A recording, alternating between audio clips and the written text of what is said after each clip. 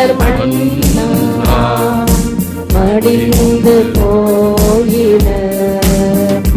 உம்மை தகுதியாய் உண்டால் வாழ்வோம், சாவை வெல்லுவோம்.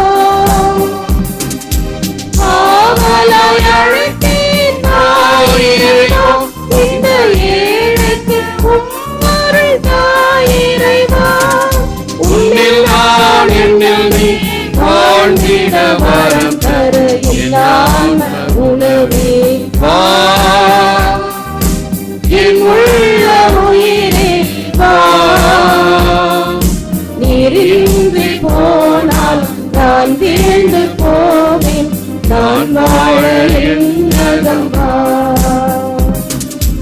என்னான உணவே வா. நீரின்றி போனால் நான் வீழ்ந்து போவேன், நான் வாழ என்னகம் வா.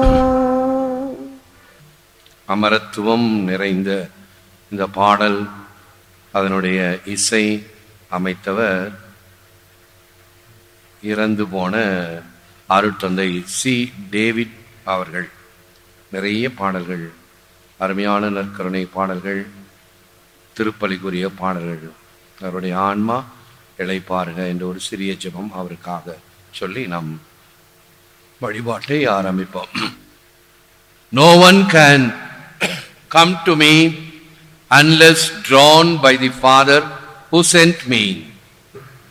என்னை அனுப்பிய தந்தை ஈர்த்தால் ஒழிய எவரும் என்னிடம் வர இயலாது.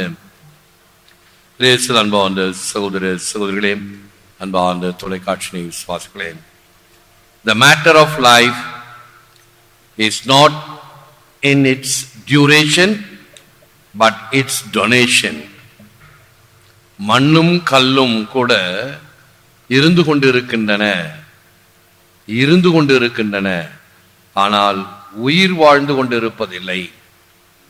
ஆலயத்தில் இருக்கக்கூடிய பெஞ்சுகளும் 24 மணி நேரம் இறை பிரசன்னத்தின் முன்னால் இருந்து கொண்டிருக்கின்றன, ஆனால் வாழ்ந்து கொண்டில்லை. ஆனால் மனித உள்ளம், மனிதன் மட்டும்தான் தன்னுடைய வாழ்க்கையினால் வாழ்ந்து கொண்டிருக்க முடியும், அதை பிறருக்கு பலனாக கொடுக்க முடியும், இறைவனுக்கு அர்ப்பணம் செய்ய முடியும். இவைகள் எல்லாம் மனிதனுக்கு மட்டும்தான். It's donation. நான் பெற்றதை எவ்வாறு பிறருக்கு கொடுத்து கொண்டிருக்கிறேன். நற்கருணையை பெறுகின்ற நாமும் இயேசுவை பிறருக்கு கொடுக்க வேண்டும். இயேசுவை பிறருக்கு கொடுக்க வேண்டும் என்று சொல்லும் பொழுது வெறுமனே வார்த்தைகள் அல்ல, வெறுமனே போதனை அல்ல, நம்முடைய சொல்லால், செயலால், சிந்தனையால், தியாகத்தினால், இரக்கத்தினால், பரிவினால், பிறருக்கு உதவி செய்வதனால், நல்ல எண்ணத்தினால் பிறருக்கு தூண்டுவிப்பதினால், அவர்களோடு பகிர்ந்து கொண்டு அவர்களுடைய இன்ப துன்பங்களில் பகிர்ந்து கொண்டு வாழ்வது. இதில் நாம் எவ்வளவு தூரம் இயேசுவை கொடுக்கின்றோம், பகிர்கின்றோம், அதைத்தான் அந்த டொனேஷன் என்ற வார்த்தை அமைகிறது. டொனேஷன் என்ன நினைக்கிறோம்? காசு கொடுப்பது, வெகுமதி கொடுப்பது, பிரசன்ட் கொடுப்பது, அது அல்ல. அவைகள் எல்லாம், இந்த காசு கொடுப்பது எல்லாம் கடைசியில் வருவது. உதாரணமாக, இப்போ உங்க பிள்ளைங்கள்ல ஒரு பிள்ளைய தேவனுக்கு கொடுங்கள், முடியாது. அது முடியாத பட்சத்தில் தான் என்னால் முடியவில்லை, என் பிள்ளைகளை தேவனுக்கு ஊழியம் செய்ய, இறை அழைத்தலுக்கு கொடுப்பதற்கு ஆணோ பெண்ணோ என் வீட்டில் இல்லை, பிள்ளைகள் இல்லை, இருந்தாலும் அதற்குரிய வாய்ப்புகள் இல்லை. எனவே நான் என்ன செய்கிறேன்? அத்தகைய தன்மைக்கு உதவுவதற்கு என்னாலான முயற்சி. எனக்கு என்னுடைய பிள்ளைகளால் முடியாதது என்பதனால் இந்த காசை தருகிறேன். ஞாயிற்றுக்கிழமையில் நாம் உண்டியல் போடுகின்ற காசும் அப்படித்தான். என்னால் இந்த பணிகள் செய்ய முடியவில்லை. கோயிலுக்குரிய பணிகள் பல இருக்கின்றன. அமெரிக்காவுக்கு சென்ற ஒரு நண்பர், பாண்டிச்சேரியை சார்ந்தவர், அங்கிருந்து அவர்கள் கொடுக்கின்ற அந்த டொனேஷன்ஸ் கவர்ஸ் எடுத்துட்டு வந்து கொடுத்தார். ஒவ்வொரு வாரமும் அந்த கருத்துக்குரிய தொகையை அவர்கள் கொடுக்க வேண்டும். அவங்க பூசைக்கு வந்தாலும் சரி, வரலனாலும் சரி, அது அடுத்த தடவை வரும்பொழுது சேர்த்து கொண்டாந்து அந்த கவரை உண்டியலில் போடுவாங்க. அவங்களுடைய சார்பாக அவங்களுக்கு ஒரு நம்பர் கொடுத்துருப்பாங்க. எப்படி உங்கள் குடும்ப அட்டையில் ஒரு நம்பர் கொடுத்துருக்கேனாலவா, அந்த நம்பர் போட்டால் போதும். அந்த நம்பரிலே வரவு வைத்துக் கொள்வார்கள். வழக்கமாக நாம் சந்தாவை மட்டும்தான் வரவு வைக்கிறோம். கோயிலில் போடுற உண்டியல் அது பொதுவானது. இன்னும் நாம் தாராளமாக மேலெழுந்து வர வேண்டும், குறுகிய எண்ணத்தில் அல்ல. எவ்வளவு காலம் என்பது அல்ல, தானம் என்பதே வாழ்வின் பொருள். Believe and you come, love and you are drawn. For to him who is everywhere we come by love, not by sailing. Saint Augustine. நம்பிக்கையோடு வா, அன்பு செய், ஈர்க்கப்படுவாய். எங்கும் நிறைந்திருப்பவரிடம் அன்பினால் வருகிறோமே அன்றி அலைகழித்து கொண்டு அல்ல. ஏதோ காத்தடிக்குது, காத்தடிச்சா பேப்பர் பறக்குது, கீழே இருக்கிற பேப்பர் நேரா போய் கோபுரத்து சிலுவையில ஒட்டிக்குது. ஆகவே அது ஒரு பெரிய பயணம் செய்து சிலுவையின் கோபுரத்துக்கு சென்றதா என்ன? இல்லை, அது காற்றடித்ததினால் மேலே பறந்து செல்கிறது. அப்படி அல்ல என்னுடைய வாழ்வு. கிறிஸ்துவின் அன்பினால் ஈர்க்கப்பட்டு நானே மனமு வந்து நம்பிக்கையுடனும் விசுவாசத்துடனும் அவரிடம் வருகிறேன். அதுதான் இந்த விசுவாச பயணம். Jesus rejected the way of compulsion, chose the way of love. It is messier than any other, sometimes even chaotic. But the wisdom of the gospel tells us it is the only one that has no trap built into it. இயேசு நிர்பந்த வழியை ஒதுக்கி அன்பு வழியை தேர்ந்தெடுத்தார். தெளிவின்றி மிக குழப்பமாகவும் இருக்கும். அன்பு வழி மட்டும் தன்னில் நற்செய்தியின் ஞானம் கூறுவது போல அன்பு என்பது எந்த தடையும் இல்லாதது. இந்த கடைசியில் என்ன சொல்லப்பட்டது? That has no trap built into it. எந்த கொக்கியும் போட்டு உன்னை ஈர்ப்பதில்லை இயேசுவின் அன்பு. கடைக்கு போறோம், இந்த நகை கடைக்கு என்ன விளம்பரம், இந்த அட்சய திருதியை சொல்லிட்டு நகை வாங்குங்க நகை வாங்குங்க அப்படின்றாங்க. அப்புறம் ஜவுளிகளுக்கெல்லாம் நீங்க ஜவுளி கடைக்கோ நகை கடைக்கோ போறீங்க, அந்த மனுஷனை முன்னுக்கு பின்னாடி பார்த்துருக்க மாட்டீங்க. ஆறு முகமும் மகமும் மலர்ந்து பல்லெல்லாம் புன்முறுவல் காட்டி உங்களை வரவேற்று உங்களுக்கு ஜூஸ் காஃபி எல்லாம் கொடுக்கிறார். எதுக்காக? உங்க மேல வச்சுக்கிற அன்புனாலையா? இதெல்லாம் எதுக்காக? எங்க கடையில வாங்கணும் அப்படின்ற ஒரு கொக்கி. இயேசுவின் அன்பு அப்படி எந்த கொக்கியும் போட்டு உங்களை இழுக்கல. வாருங்கள், கரம் விரித்து வரவேற்கிறார்.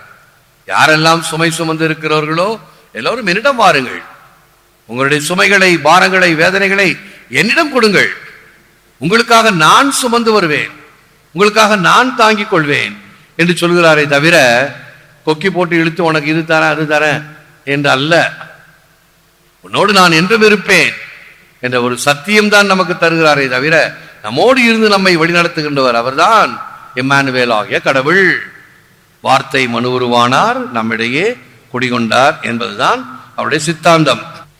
யாவர்கோன் எனையும் வந்து ஆண்டு கொண்டான், போற்றி என் போலும் பொய்யர் தம்மை ஆட்கொள்ளும் வல்லல். யாவர்கோன் எல்லாருக்கும் அரசன். அரசன் என்றால் எவ்வளவு உயர்ந்த நிலையில் இருப்பான், இருக்க வேண்டும். ஆனால் அவன் வந்து என்னை ஆண்டு கொண்டான். இன்னும் சொல்ல போனால் தடுத்து ஆட்கொண்டான். நான் போற வழி இந்த வழி இருக்குது, எப்படி சின்னப்பர் போனாரோ தடுத்து நின்று அவரை ஆட்கொண்டார் அல்லவா. போற்றி என்போலும் பொய்யர் தம்மை ஆட்கொள்ளும் வல்லல். நான் ஒரு பொய் நிறைந்தவன், முகமூடி போட்டுக் கொண்டு இருப்பவன்.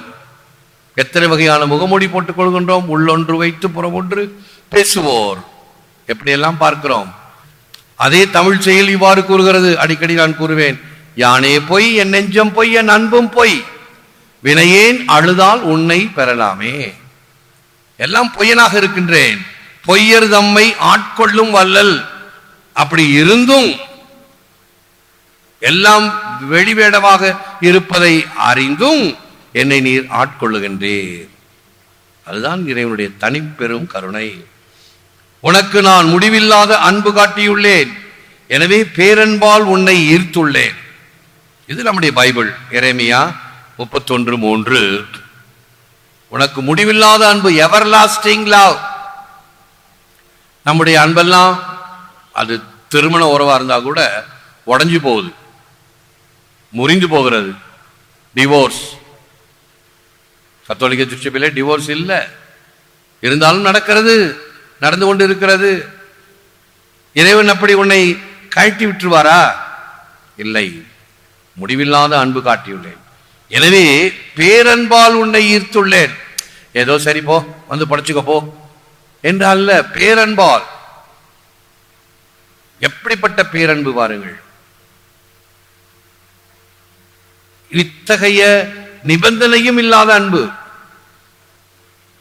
நான் காட்டுகிறது என்னவோ நிபந்தனைகளுக்கெல்லாம் கட்பட்டு, அல்லது எனக்கு வேண்டும் என்ற அந்த ஆவலினால், உந்துதலினால் இறைவனை அன்பு செய்ய வருகின்றேன். ஆனால் இறைவன் எத்தகைய நிபந்தனையும் இன்றி பேரன்பால் நம்மை தன் பக்கம் ஈர்த்துக் கொள்வார். சிறிய மலர். I feel that the more the fire of love burns within my heart, the more I shall say, draw me. For a soul that is burning with love cannot remain inactive. என் இதயத்தில் அன்பு தீ பற்றி எரியும் அளவுக்கு நான் என்னை ஈர்த்தருடும் என்று கூறுவதை உணர்கிறேன். இயேசுவின் திரு இதயமே, உமது இதயத்தில் பற்றி எரிந்து கொண்டிருக்கிற தீயானது என் உள்ளத்திலும் எரியட்டும். அது எப்படிப்பட்ட தீ?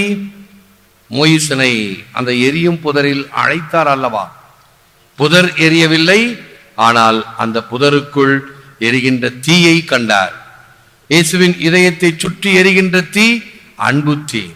அப்படிப்பட்ட தீ என்னை ஈர்த்து அருளுகின்ற அந்த வள்ளலை நான் உணர்கிறேன்.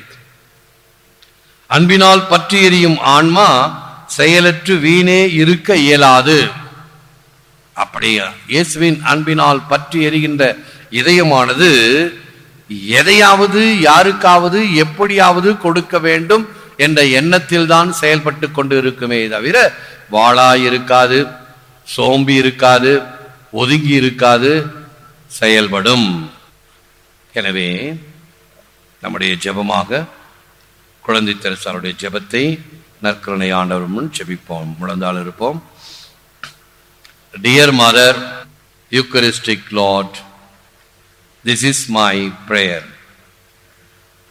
I ask you to draw me into the flames of your love, to unite me so closely to you that you live and act in me.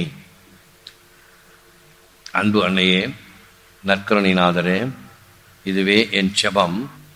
நற்கருணைநாதராகிய நீர் உமது அன்பின் அனலிலே எம்மை ஈர்த்து கொள்ளவும், என்னுள் தங்கி செயலாற்றுமாறு எம்மை தமோடு பிணைத்து கொள்ளவும் அருள் புரிய வேண்டுகிறேன்.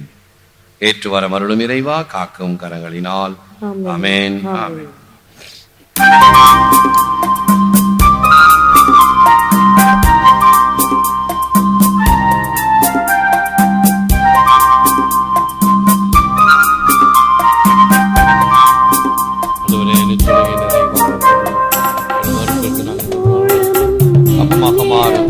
இறைவன் என்னென்று வாழ்த்துவாராக.